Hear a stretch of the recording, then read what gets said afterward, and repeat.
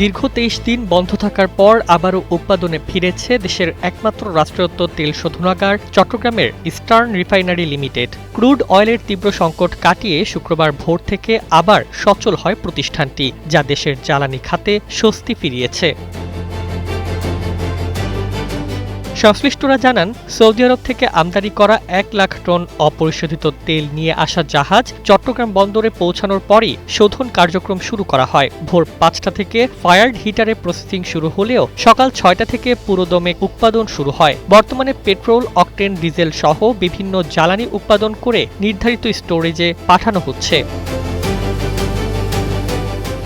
মূলত মধ্যপ্রাচ্যের যুদ্ধ পরিস্থিতি এবং হরমুজ প্রণালীর অস্থিরতার কারণে গত ১৪ এপ্রিল থেকে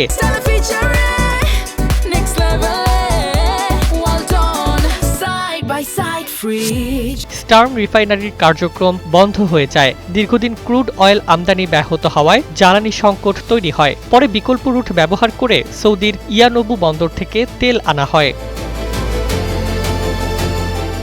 জ্বালানি বিশেষজ্ঞরা বলছেন, ইস্টার্ন রিফাইনারি চালু হওয়ায় দেশের জ্বালানি সরবরাহ ব্যবস্থায় বড় ধরনের চাপ কমবে। বর্তমানে প্রতিদিন প্রায় ৪,০০০ মেট্রিক টন জ্বালানি উৎপাদনের সক্ষমতা রয়েছে শোধনাগারটির। পাশাপাশি চলতি মাসেই সংযুক্ত আরব আমিরাত থেকে আরও ১ লাখ টন ক্রুড অয়েল আমদানির উদ্যোগ নেওয়া হয়েছে, যাতে ভবিষ্যতে এমন সংকট না তৈরি হয়। Desk report, Bangladesh bulletin.